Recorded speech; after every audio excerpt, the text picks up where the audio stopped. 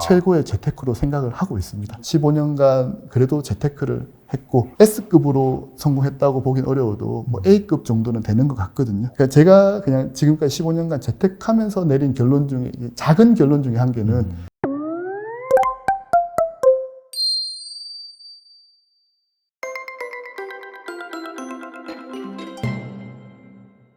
그리고 이제 말씀하신 거 들어보니까 상당히 좀 철저하게 네. 뭐 통장도 5개로 쪼개고 네네. 그다음에 돈이 들어오는 거 나가는 거 네. 그다음에 모니터링하는 거 강조를 하셨는데 네네. 그렇다면 지금 돈 관리는 좀 어떻게 네. 하시는지 좀 궁금하거든요. 네. 혹시 그 회계사님께서 추천하시는 돈 관리 방법? 중이 제 머리 못 깎는다고 사실 회계사들도 돈 관리는 쉽지 않은 영역이고요. 네. 그다음에 실제로 회계법인 돈 관리 잘 못하는 경우도 많고요. 네, 많은데 저도 방금 앞에서 설명드린 그 스텝스 통장 관리 방법은 제 회계법인을 운영하는 데는 그대로 쓰고 있고요. 그래서 아까 배당 설명을 드렸는데 그 이익 통장에서 배당을 받아가는 그 구조로 어떻게 보면 저는 최대한 번 돈을 아내한테 쏴주는 거를 집으로 쏴주는 거를 최고의 재테크로 생각을 하고 있습니다. 저기 계셔가지고 그렇게 말씀하신 거 아니에요? 뭐 공식적으로 최대한 그렇게 말씀드려야죠. 네. 그래서 그 사업이라는 게 아까도 말씀드렸지만 잘 될 때도 있지만 어떻게 될지는 아무도 모르는 거거든요. 그래서 이 사업에서 번 돈이 집안으로 가정으로 이렇게 옮겨가서 어떻게 보면 거기서 투자가 되고 거기서 돈이 모여야지 결과적으로 부가 쌓이지. 사업을 뭐 매출 몇십억, 많게는 몇백억, 몇천억 하셨다 그래요. 그런데 생각보다 재산이 없어진 경우는 많으세요.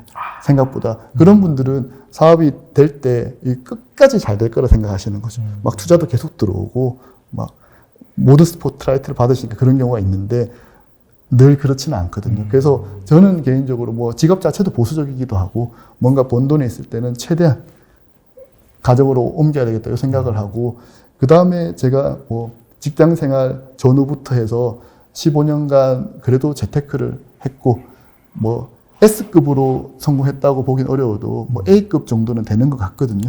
상당히 그래서 네. 그러니까 제가 그냥 지금까지 15년간 재테크하면서 내린 결론 중에 작은 결론 중에 한 개는 모든 사람이 아무런 의심 없이 한 방향을 쳐다볼 때는 끝물이다 이런 생각이 들었어요. 그건 진리인 것 같아요. 그러니까 사실 늘 의심은 되는데 늘 이거는 진리인 것 같아요. 그래서 제 사회 초년병 시절에는 뭐 펀드라는 게 그랬어요. 펀드.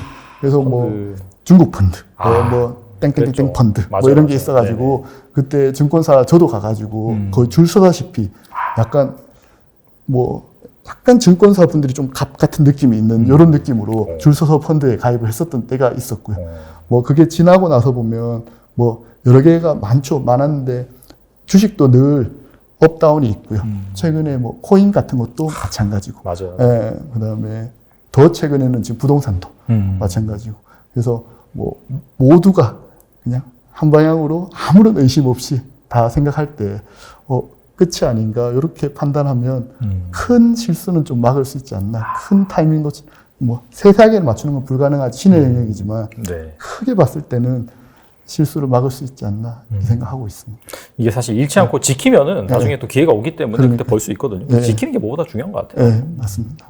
그러니까 어떻게 보면 경제라는 게 늘 업다운이 있고 지금 부동산은 지금 어떻게 보면 약간은 하락기인데 뭐 당연히 하락이 있으면 언젠가 또 올라가는 때가 있지 않겠습니까? 근데 말씀하신 대로 그 손실을 최소화해야죠. 손실을 최소화해야 되고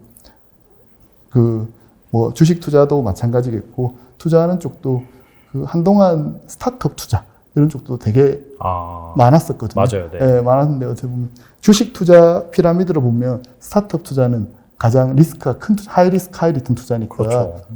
그런 투자를 하지 말라고 말씀드리는 게 아니라 스타트업 투자가 뭐 투자는 족족 다 성공할 때 그럴 때에도 있었지만 지금은 사실 그런 시기는 지나갔고요. 그 옥석을 잘 가리고 투자하실 필요가 있으실 것 같습니다. 알겠습니다. 그리고 전반적으로 이 뭐 중소기업 대표님이라든지 사업자 관점에서 회계가 왜 필요한지 말씀해 주고 계신데 직장인도 좀 알아야 될 뭐 필수 회계 지식이 있을런지 궁금하거든요. 그러니까 직장인 분들도 그 회계라는 거를 개인적으로는 알아야 된다고 생각을 해요. 그러니까 저도 그 물리학을 하면서 사실 경영이라는 걸 아예 모르다가 네. 지금은 회계사 하면서 뭐 그쪽 분야를 공부하면서 보니까 사실 회계라는 걸 알면 경영이라는 곳에 경영의 언어라는 말이 있지 않습니까? 회계가. 그러니까 계산하는 이렇게 눈이 떠지는 게 분명히 있거든요. 근데 저희처럼 뭐 이렇게 공부하듯이 이렇게 헤비하게 공부하실 필요는 없는데 회사라는 조직 자체가 여러 사람이 돈을 벌기 위해서 모인 단체잖아요. 그러면 회사에 돈이 어떤 구조로 들어오고 이 돈이 어떻게 흘러가는지는 조직원들이 알면 회사 사람들이랑 계속 의사소통하기 편하죠. 그래서 뭐 책 공부 같아서 그렇긴 하지만 그 제 책 절대회계를 보면 어떻게 보면 가장 기본적인 감은 잡으실 수 있을 거고요. 여기서 더 여력이 되신다면 기초 회계책들은 시중에 잘 써진 책들이 많거든요. 예, 기초 회계책들도 시간 나시는 족조 좀 스터디를 하신다면 회사에서 생활하시거나 또 뭐 당연히 승진하시거나 이럴 때도 도움이 된다고 생각을 하고 있습니다. 그리고 추가로 한 가지만 더 말씀드리면 회사 그 팀원들끼리도 저는 회계 정보가 좀 이렇게 널리 공유되는 걸 꿈꾸고는 있어요. 그래서 그 해외 사례들 보면 오픈북, 북이 장부거든요. 오픈북 매니지먼트 그래서 이렇게 장부를 경영자가 이렇게 직원들한테 그대로 오픈하는 이런 문화들이 있긴 한데 아직 우리나라에서 그 정도까지 오픈하는 회사는 거의 못 봤고요.